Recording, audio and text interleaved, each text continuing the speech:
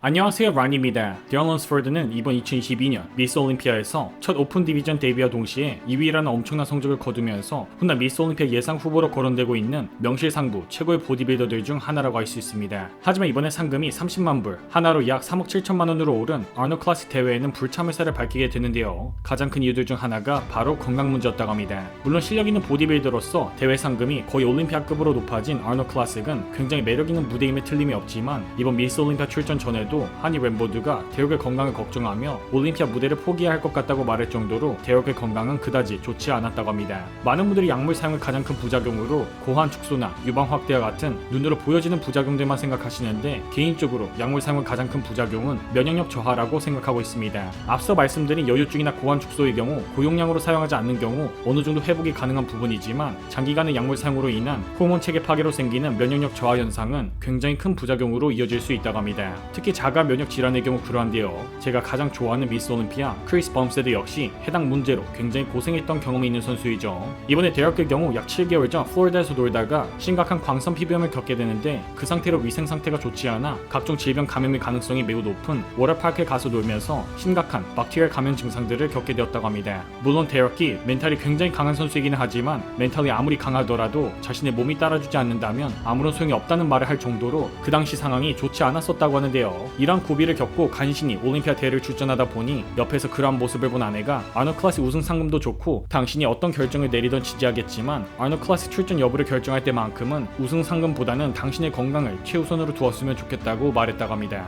솔직히 30만 불이면 세금을 떼더라도 굉장히 엄청난 금액이기도 하고 현재 미스 올림피아 외에 오픈 디비전에서 우승 타이틀이 따로 없는 대역에게 굉장히 매력적일 수 있는 대회가 바로 이번 2023년 아놀드 클래식이라고 할 수 있는데요. 그러다 보니 이런 뒷이야기를 모르는 몇몇 팬들은 대역이 건강 핑계를 대며 피하는 거라며 아무 생각 없이 말하기도 하지만 본인 건강은 남들이 아닌 자신이 가장 잘 알고 반드시 자신이 챙겨야 하는 부분이기 때문에 개인적으로 대역이 한 가족의 가장이 된 만큼 돈과 명성뿐 아니라 가족들을 생각해서라도 굉장히 현명한 결정을 내렸다고 생각하고 있습니다. 구독자분들도 보디빌딩이 업이 아니라면 인생의 근성장과 운동에만 몽땅 갈아 넣으며 너무 몸을 혹사시키지 마시고 취미생활과 일상생활 사이에서 올바른 균형을 잡으며 건강하게 오랫동안 좋은 몸 만들어 가시면 좋을 것 같습니다. 이번 영상이 내용이 마음에 드셨다면 구독과 좋아요, 알림 설정 부탁드립니다. 구독자분들 모두 건강하시고 득근하세요.